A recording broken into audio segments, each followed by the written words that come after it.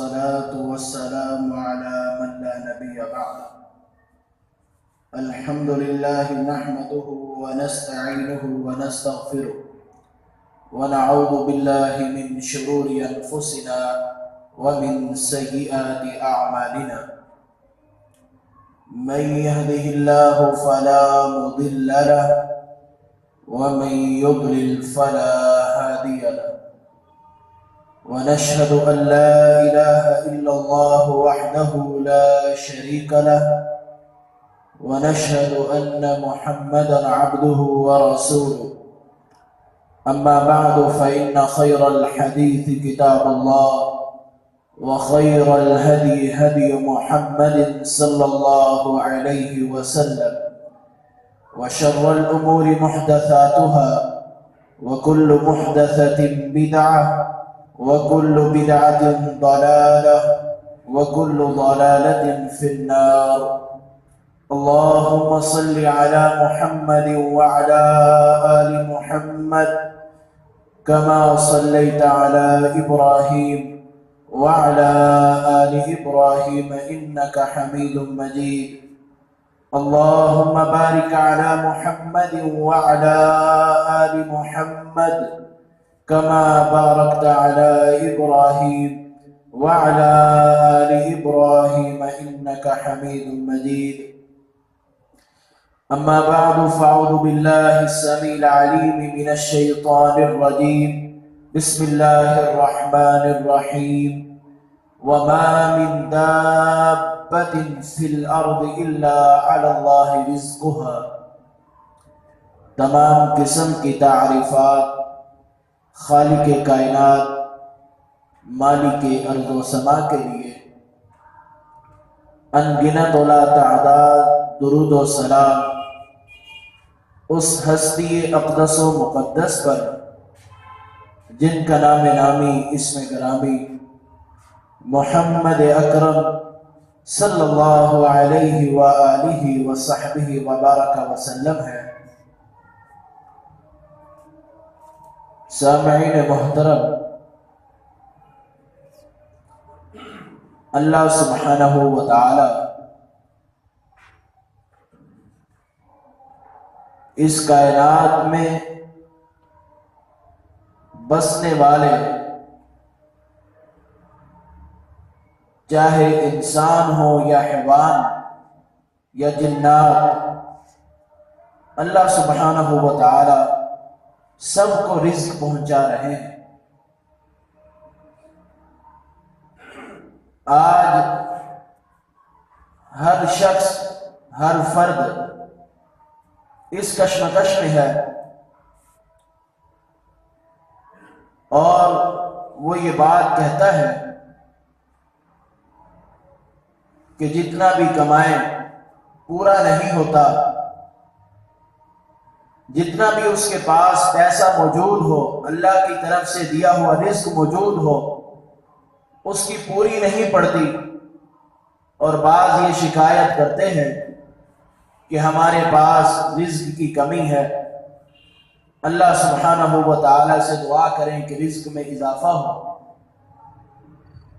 اسی بات کو مد نظر رکھتے ہوئے آج کے جمعہ میں رزق کے اسباب کہ وہ ذرائع کہ جن سے اللہ سبحانہ و تعالی بندے کے رزق میں اضافہ فرماتے ہیں، ان کا تذکرہ کروں گا.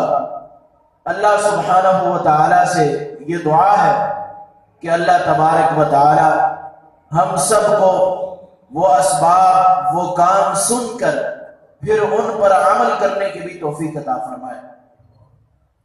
رزق میں اضافے کا سب سے پہلا سبب یہ ہے کہ بندہ اگر اس سے کوئی گناہ ہو جائے، کوئی غلطی ہو جائے، تو اللہ سبحانہ و تعالی سے وہ توبہ کر لے. سورہ نوح میں اللہ سبحانہ و تعالی نے ارشاد فرمایا فَقُلْتُ اسْتَغْفِرُوا رَبَّكُمْ إِنَّهُ كَانَ غَفَّارًا يُرْسِلِ السَّمَاءَ عَلَيْكُمْ مِدْرَارًا وَيُمْدِدْكُمْ بِأَمْوَالٍ وَبَنِينَ وَيَجْعَلْ لَكُمْ جَنَّاتٍ وَيَجْعَلْ لَكُمْ أَنْهَارًا۔ نوح علیہ السلام نے کہا کہ میں نے اپنی قوم کو کہا ہے استغفروا ربکم، اپنے رب سے بخشش طلب کرو، کثرت سے استغفار کرو۔ پھر ہو گیا کیا؟ انہ کان غفارا، اللہ سبحانہ و تعالی بہت زیادہ گناہوں کو معاف کرنے والے ہیں۔ اللہ تبارک و تعالی تمہارے گناہوں کو معاف فرما دیں گے۔ یرسل السماء علیکم مدرارا، اللہ سبحانہ و تعالی آسمان سے بارش کا نزول فرما دیں گے۔ وَيُمْدِدُكُمْ بِأَمْوَالٍ وَبَنِينَ، اور اللہ سبحانہ و تعالی تمہارے مالوں میں بھی اضافہ فرما دیں گے اور تمہاری اولادوں میں، بیٹوں میں بھی اضافہ فرما دیں گے۔ وَيَجْعَلْ لَكُمْ جَنَّاتٍ وَيَجْعَلْ لَكُمْ أَنْهَارًا، اللہ سبحانہ و تعالی تمہارے لیے باغات بنائیں گے اور اللہ تبارک و تعالی تمہارے لیے نہریں بنائیں گے۔ استغفار کرنے سے اللہ سبحانہ و تعالی نے کتنے بندے کے لیے انعامات رکھ دیے۔ اللہ گناہوں کو معاف فرما دیں گے، آسمان سے بارش کا نزول فرما دیں گے، مال میں بھی اضافہ، اولاد میں بھی اضافہ ہو جائے گا، اور جنت میں باغات مل جائیں گے اور نہریں مل جائیں گے۔ اسی طرح اللہ سبحانہ و تعالی اور مقام پر بھی یہی فرماتے ہیں۔ امام حسن بصری رحمہ اللہ، ان کے پاس ایک شخص آیا اور اس نے قحط سالی کی شکایت کی، فرمانے لگے جاؤ تم جا کر استغفار کرو۔ دوسرا بندہ آیا، اس نے آ کر تنگ دستی کی شکایت کی کہ مال نہیں ہے، رزق کم ہے، پوری نہیں پڑتی، فرمایا تم بھی جا کر استغفار کرو۔ تیسرا بندہ آیا، آ کر کہنے لگا میری اولاد نہیں ہے، اللہ سے دعا کریں یا کوئی نسخہ بتائیں کہ میری اولاد ہو۔ کہنے لگے جاؤ تم بھی جا کر استغفار کرو۔ چوتھا بندہ آیا، اس نے آ کر کہا کہ باغ خشک ہو چکے ہیں، لہذا کوئی وظیفہ بتائیں۔ کہنے لگے جاؤ استغفار کرو۔ ساتھ شاگرد بیٹھا تھا، کہا استاد جی آپ نے سائل مختلف تھے، ان کے پریشانیاں مختلف تھی، آپ نے سب کو ایک ہی جواب دیا، وجہ کیا ہے؟ کہا کہ میں نے اپنی طرف سے تو نہیں دیا، بلکہ قرآن پاک میں لکھا ہے فَقُلْتُ اسْتَغْفِرُوا رَبَّكُمْ إِنَّهُ كَانَ غَفَّارًا يُرْسِلِ السَّمَاءَ عَلَيْكُمْ مِدْرَارًا وَيُمْدِدْكُمْ بِأَمْوَالٍ وَبَنِينَ وَيَجْعَلْ لَكُمْ جَنَّاتٍ وَيَجْعَلْ لَكُمْ أَنْهَارًا۔ اللہ سبحانہ و تعالی نے استغفار کی برکت سے اللہ بندے کا رزق وافر کر دیا کرتے ہیں۔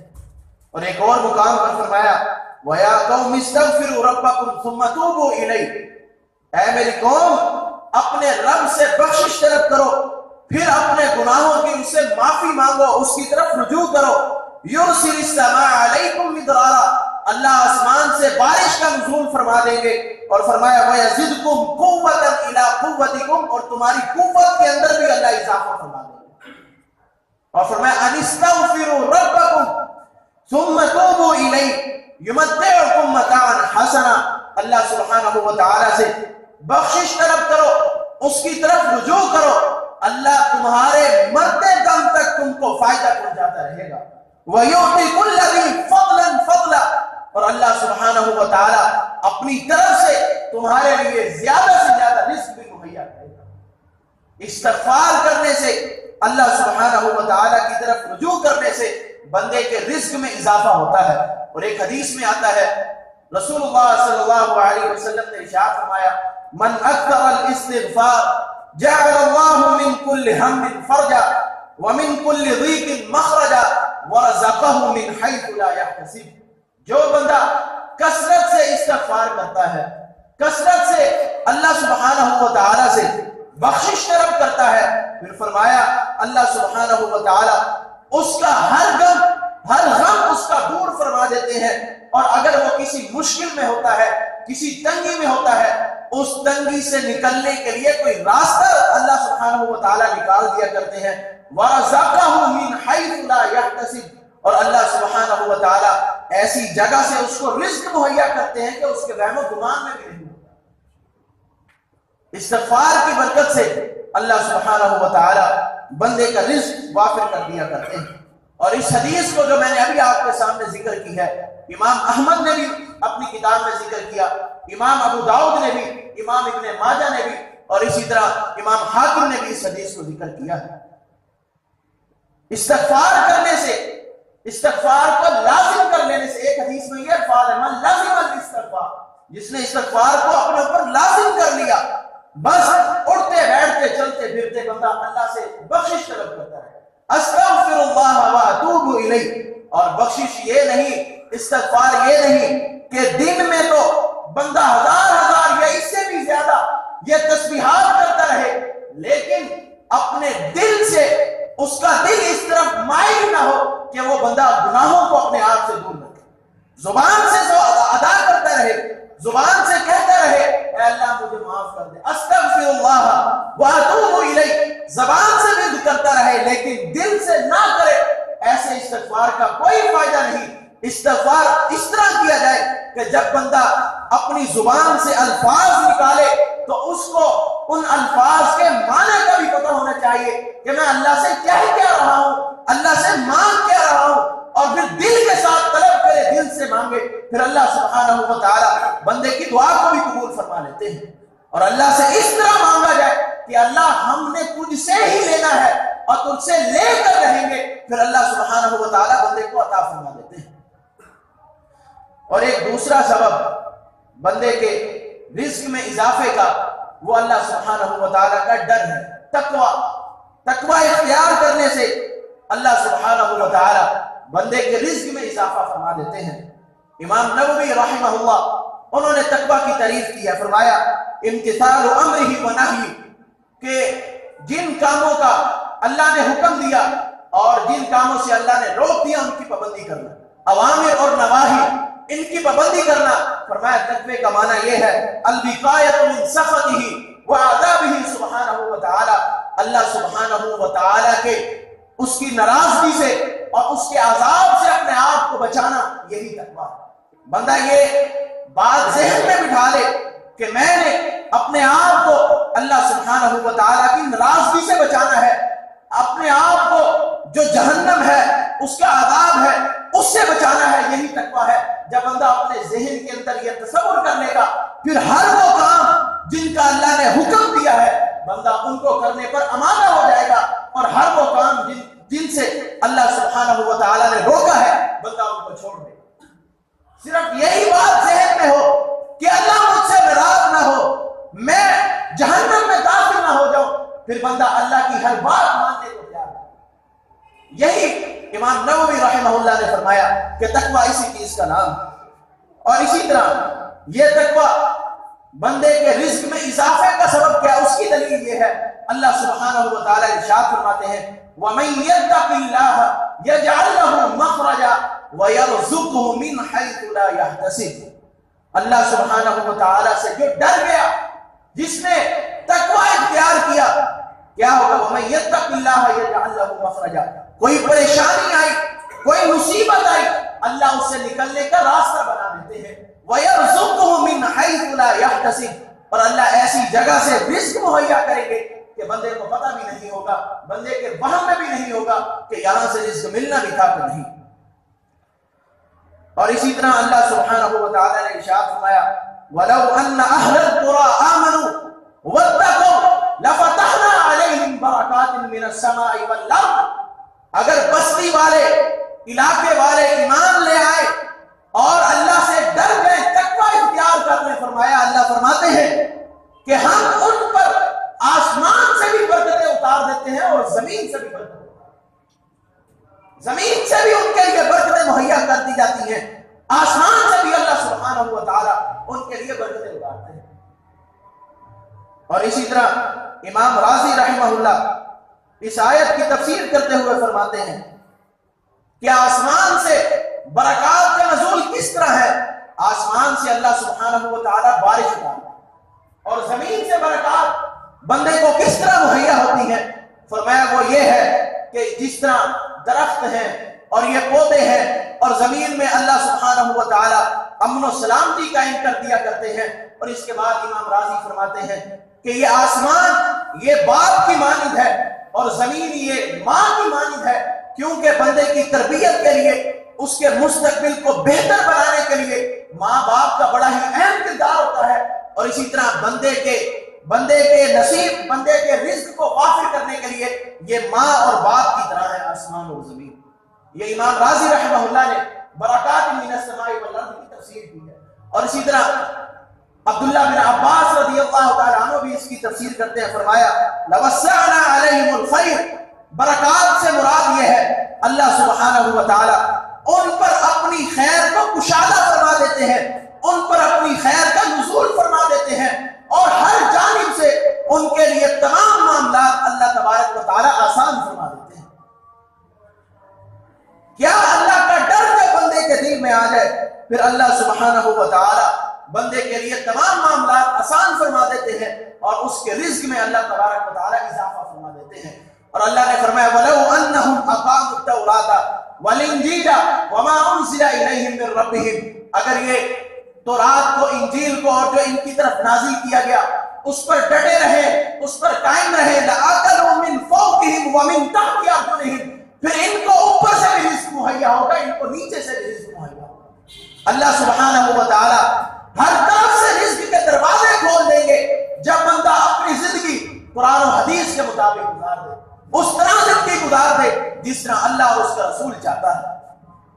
اور رزق میں اضافے کا ایک سبب یہ ہے کہ بندے کو اللہ پر توکل ہو، اللہ پر اعتماد ہو، اللہ پر بھروسہ ہو۔ سیدنا عمر بن خطاب رضی اللہ تعالی عنہ روایت کرتے ہیں کہ رسول اللہ صلی اللہ علیہ وسلم نے ارشاد فرمایا لو انکم توکلون علی اللہ حق توکلہ، اگر تم اللہ پر اس طرح توکل کر لو کہ جس طرح اللہ پر توکل کرنے کا حق ہے، فرمایا لرزقتم کما ترزق الطیر، تم بھی اس طرح رزق دیے جاؤ گے جس طرح پرندے رزق دیے جاتے ہیں۔ جب وہ صبح کو نکلتے ہیں ان کے پیٹ خالی ہوتے ہیں، جب شام کو گھر لوٹتے ہیں ان کے پیٹ بھرے ہوئے ہوتے ہیں۔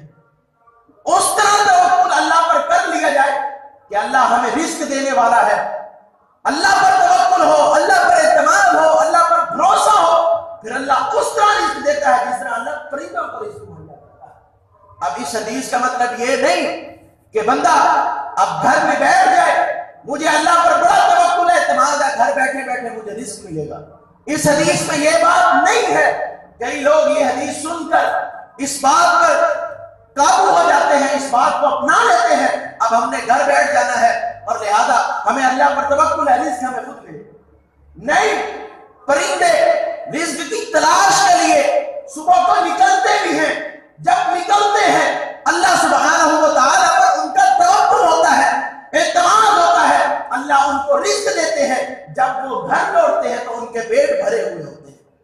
وہ رزق کی تلاش کے لیے نکلتے بھی ہیں، اور ہمیں بھی چاہیے کہ صرف توکل پر یہ نہیں کہ گھر بیٹھ جائیں، بلکہ رزق کو تلاش کرنے کے لیے، رزق کو ڈھونڈنے کے لیے جدوجہد کرنی چاہیے، محنت کرنی چاہیے، کوشش کرنی چاہیے، جس طرح پرندے کرتے ہیں، ایک درخت سے دوسرے درخت پر کسی طرح اڑ اڑ کے، گھوم گھوم کے، آسمان کا چکر لگا کے نیچے زمین پر چیزیں تلاش کرتے ہیں، کوئی چیز مل جائے کھانے کے لیے۔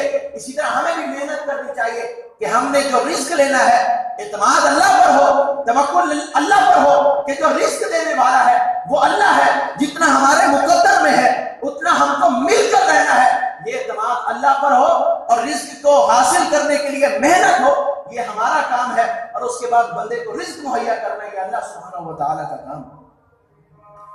اور بعض لوگ توکل کو اتنا ہی آسان لے لیتے ہیں کہ بس ہمیں صرف توکل ہے، کام کچھ نہیں ہے۔ ایک شخص ہے اللہ کے رسول کے پاس، کہنے لگا اللہ کے رسول ارسل ناقتی، میں نے اپنی اونٹنی کو چھوڑ دیا ہے، واتوکل، اور میں نے اللہ پر بھروسہ کر لیا۔ کیا کہنے لگا؟ کہتا ہے اونٹنی میں نے ایسے چھوڑ دی ہے اور میں نے اللہ پر بھروسہ کر دیا۔ آپ نے فرمایا پہلے اس کا گھٹنا باندھ، پھر اللہ پر بھروسہ کر۔